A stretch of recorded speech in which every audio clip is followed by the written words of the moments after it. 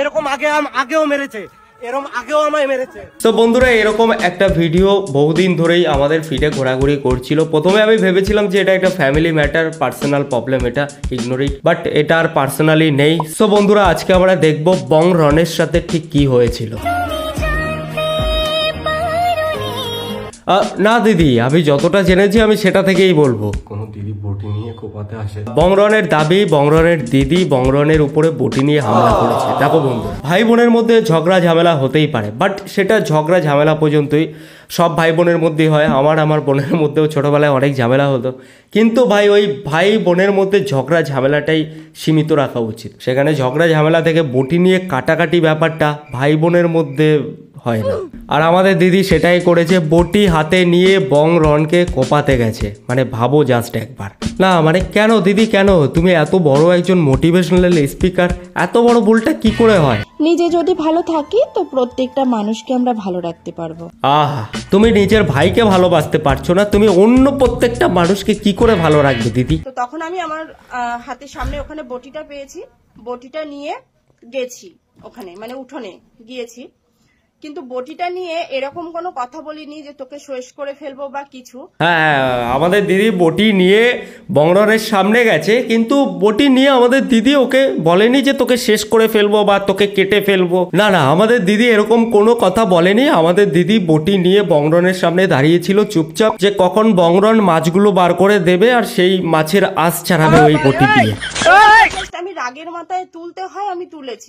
হ্যাঁ, বটিটা জাস্ট আমি রাগের মাথায় তুলতে হয়, আমি তুলেছি। না মানে বটিটা তুলতে হয় রাগের মাথায় তাই তুলেছি, এটার মানেটা কি? ভাই বোনের ঝামেলার মধ্যে বটি কোথায় তুলতে হয় ভাই? কোথায় ম্যান্ডেটারি লেখা রয়েছে যে ভাই বটি তুলতেই হবে, না হলে ঝামেলা হবে না? যেখানে আমার নিজের ভাই আমার কথা ভাবলো না, আচ্ছা, তো সেখানে আমি আর ভেবে কি করব? কারেক্ট ভাই। যেখানে দিদির কথা ভাই ভাবলো না, সেখানে ভাইয়ের কথা দিদি কেন ভাববে? চলো বন্ধুরা, আমরা এখন দেখবো বংরন আমাদের কোন পাপটা করেছে যার কারণে দিদি বললো যে ভাই দিদির কথা একদম ভাবছে না, দিদি প্রচন্ড দুঃখ পেয়েছে। চলো দেখি। আজকে হাতটা কমেছে। ও আচ্ছা, এমন ভাবে কামড়েছিল, এই যে ও এখানে দেখা যাচ্ছে না দিদি। হ্যাঁ, আর একটু জুম করো। এই যে ও, আর এই যে, ওরে বাবা রে, ঠিক আছে। এই জায়গাটা এমন ভাবে ডেবে গিয়েছিল, এখান থেকে গল গল করে রক্ত বেরিয়েছে, অসহ্য যন্ত্রণা, আমি সহ্য করতে পারিনি। কি বলছে কি দিদি? এইটুখানি কাটাতে গল গল করে রক্ত? না মানে যা স্পট পড়েছে ঠিকভাবে খালি চোখেও তো দেখা যাচ্ছে না, দূরবীন নিয়ে মনে হয় দেখতে হবে, কিন্তু ওখান থেকে গল গল করে রক্ত বেরিয়ে গেছে। তারপরে ডাক্তার আনা হয়েছিল। ডাক্তারও মানে তখন আমার সেন্স ছিল না, আমি অসুস্থ হয়ে পড়েছিল। না বন্ধুরা, তোমরাই ভাবো ভাই হয়ে কি করে পারলো দিদিকে কামড়ে ডাইরেক্ট হসপিটালে ভর্তি করে দিল। না, দিদির ভাষণ শুনে আমার মনে হলো যে বাংলা সিরিয়ালে দিদি আর চান্স পেতে খুব একটা দেরি নেই। তো চলো বন্ধুরা, এখন আমরা দেখবো রনের সাথে রনের দিদি ঠিক কি করেছে। এমন কি মারছো দিদি? ওর মার তুই চিনিস? মুখে কি মারছে ওর দিদি? ওটা কোনো মারি না। দিদি বংরনকে কিছুই মারেনি, কিন্তু বংরন দিদিকে অনেক মেরেছে, এটা বংরনের মায়ের দাবি, যার কারণে আমাদের দিদি চলে যায় সোজা পুলিশ স্টেশনে। না, ভাই বোনের মধ্যে মারামারি ঝগড়া ঝামেলা হয় এটা আমি জানি, বাট এত মারামারি হয় এটা আমি ভাই কোনোদিনও দেখি। আর এত কিছু করার পরে তবুও আমাদের দিদি বলবে আমি কিন্তু মারি। মারামারি করেও আমাদের দিদি শান্ত হয়নি। দিদি চলে গেছে পুলিশ স্টেশনে কেস করতে নিজের ভাইয়ের নামে। এই হচ্ছে বংরনের উপর দিদির ভালোবাসা। মানে বুঝতে পারছো, একটা দিদি তার নিজের ভাইয়ের নামেই কেস করতে যাচ্ছে। আমার দিদি আমার নামে অলরেডি কেস করে দিয়েছে, সেটাই মা সাপোর্ট করেছে। আর সেখানেও আমাদের এই মোটিভেশনাল দিদি দাঁড়িয়ে দাঁড়িয়ে বলবে যেখানে আমার নিজের ভাই আমার কথা ভাবলো না, তো সেখানে আমি আর ভেবে কি করব, তাই না? বাহ দিদি বাহ। এখন আমি আমার ছেলেকে ঘরে ডেকে বলি, বাবাই তুমি মামু কিছু দিলে তুমি সেটা নিও না। এই হলো বন্ধুরা ঝামেলার মূল সূত্রপাত। বংরনের ভাগনার জন্মদিন ছিল, সেখানে বংরন যায়, ভাগ্নের জন্য জন্মদিনের গিফট কিছু নিয়ে যায়। সেখানে বংরন তার ভাগনাকে কিছু দিতে চাইলে দিদি তার ছেলেকে বলে দেয় যে মামু কিছু দিলে নিও না। কেন দিদি, মানলাম ভাই বোনের মধ্যে ঝামেলা চলছে, বাট তুমি বাচ্চাটাকে কেন বারণ করলে? বাচ্চাটা কি করলো? তাছাড়াও দিদি তুমি ফোন চালাবে ভাইয়ের টাকায়, আর ভাগনাকে কিছু দিতে গেলেই তখন তুমি বারণ করবে, এটা কি করে হয় বলো? ও আমাকে ফোন কিনে দিয়েছে। কিন্তু সত্যি মা কালী দিব্যি বলছি, আমি ওকে ওর গায়ে মানে ও চুলের মুঠি ধরেছে বলে যে আমি ওকে মারবো বা কিছু, আচ্ছা, মারিনি কিন্তু। আমাদের দিদিকে বংরন চুলের মুঠি ধরেছে, ঝগড়া ঝামেলায় ধরেছে, সেই কারণে আমাদের দিদি যে বংরনের উপরে মারবে সেই রকম কিন্তু আমাদের দিদি একদম নয়। জাস্ট বংরনের মাথায় হাত বুলিয়ে গালে কানে ঠোঁটে 2-3টে আঁচড় কেটে দিয়েছে, এই জাস্ট। দিয়ে তখন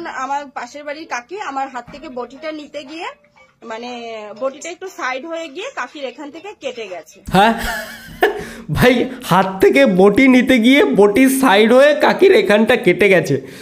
দিদি তুমি তো বাংলা সিরিয়ালকেও হার মানিয়ে দেবে গো। আমি আমার জন্মের এত বছর বয়স পর্যন্ত কাউকে দেখিনি যে কারুর হাত থেকে সুচ পর্যন্ত নিতে গিয়ে কারুর হাতে সুচ ফুটে যায়। সেখানে নাকি এত বড় একটা বটি দিদির হাত থেকে অন্য একজন নিতে গিয়ে তার সাইড করে এখানটায় কেটে গেছে। সত্যি দিদি, মানে মিথ্যে কথা বলার একটা লিমিট তো থাকে। মানে ভাইয়াকে বাড়িতে নিয়ে আসার জন্য, ভাইকে ওটাতে চলে না যায়, বাড়িতে তার নিয়ে জন্য, আসার জন্য কি মা করেছে? ফোন করে বলেছে যে দেখ আচ্ছা, কাকির কিন্তু খুব খারাপ অবস্থা, তুই কাকির খুব কাকিকে, খারাপ অবস্থা। কুপিয়ে গেছিস। আচ্ছা দিদি, আমি কিন্তু তোর নামে মানে কেস করব। ইয়ে করব। হ্যাঁ দিদি ঠিকঠাক ভাবে বলতেও পারছে না। দিদি এটাই মেনে নিলাম যে তোমরা বংরনকে বাড়ি নিয়ে আসার জন্য ওকে ফোন করে বলেছিলে যে তোর কাকিকে তুই কুপিয়েছিস। তাহলে দিদি তোমরা পুলিশ স্টেশনে কি করতে গিয়েছিলে? আইসক্রিম খেতে? সত্যি দিদি, মানে এমন মিথ্যা কথা বলছো তুমি, এক চান্সেই মানুষ ধরে ফেলবে। একটু ভালো করে গুছিয়ে গুছিয়ে বলতে শেখো আগে। এরকমও বলা হয়েছে, দেখ কাকি কিন্তু কেস করে দেবে। কাকি কিন্তু কেস করে দেবে বংরনের নামে, কিন্তু আমাদের কাকি অসুস্থ থাকার কারণে বংরনের দিদি গিয়ে বংরনের নামে কেস করে এসছে। আমার কোনো মানে ওদেরকে নিয়ে রিপোর্ট বা মানে অভিযোগ বলো আমার কিছু নেই। না না দিদি, এখন আর তোমার কোনো রিপোর্ট বা অভিযোগ কি করে থাকবে? অভিযোগ তো সব থানায় গিয়ে করে এসেছো, তাই না? দেখ তোদের মতো তো কোমর দুলিয়ে আমার বর টাকা ইনকাম করে না। তাও তো দিদি ঠিক আছে, কিন্তু তোমার বর যে যোগ্য প্রার্থীর চাকরি কেড়ে নিয়ে নিজে ঘুষ দিয়ে সেই চাকরিটা পেয়েছে, সেটার কি হবে বলো দিদি? ঘুষ দিয়ে চাকরি পায় কি না, আগের কথাটা ঘুষ দিয়ে চাকরি পায় না। বাহ দিদি বাহ, মানে দিদি এত বড় একটা মোটিভেশনাল স্পিকার হয়ে ভাই এরকম কথা কি করে বলতে পারে? হ্যাঁ আমার বর ঘুষ দিয়ে চাকরি পেয়েছে, মানে কতটা প্রাউডলি ভাবে বলছে দেখো। আরে দিদি, তোমার বর যখন ঘুষ দিয়ে চাকরি পাচ্ছে, টাকার বিনিময়ে চাকরি পাচ্ছে, তখন বুঝে নিও অন্য একজন যোগ্য প্রার্থীর চাকরি তোমার বর সেই ঘুষের টাকার নিচে চেপে রেখেছে। মাথা পুরো চটকে গেছে। চলো বন্ধুরা, দিদির আর একটা মোটিভেশনাল শুনে নি। জীবন খুব সুন্দর, তাই জীবনের প্রতিটা মুহূর্ত আমাদের উপভোগ করা উচিত।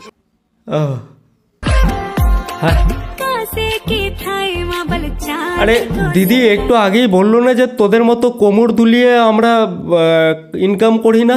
তাহলে এটা কি দিদি? দিদি বটি নিয়ে এসেছিল, সেইটা যদি সোশ্যাল মিডিয়াতে যায় বা রোস্টারদের হাতে যায় তাহলে কি করবে? কি করবে? রনের দিদিকে ছিঁড়ে খাবে। দিদি রোস্টাররা তো বাঘ ভাল্লুক নয় যে দিদিকে চিড়ে চিড়ে খাবে। অ্যাকচুয়ালি সৎ পথে না থাকলে এরকম ভয় একটু একটু লাগে। যাই হোক বন্ধুরা, আমাদের সকলের একটা কথাই মনে রাখা উচিত, জীবন অনেক সুন্দর। জীবন খুব সুন্দর, তাই জীবনের প্রতিটা মুহূর্ত আমাদের উপভোগ করা উচিত। এক বন্ধুরা, ভিডিওর মধ্যে তোমাদের সবটাই তুলে ধরার চেষ্টা করলাম। অনেকেই কমেন্ট করেছিলে দাদা এটা নিয়ে একটা ভিডিও বানাও, ফাইনালি বানিয়ে দিলাম। তোমরা আমাকে কমেন্ট বক্সে জানিও, আর কার দোষ কার গুণ সেটাও আশা করি তোমরা বুঝতে পেরেছো। সো আমাকে কমেন্ট বক্সে জানিও যে দিদি যেটা করেছে সেটা ঠিক করেছে নাকি বংরনের দোষ ছিল, সেটা কমেন্ট বক্সে আমাকে জানিও। দেখা হচ্ছে পরে ভিডিওতে। চলো বন্ধুরা, টাটা।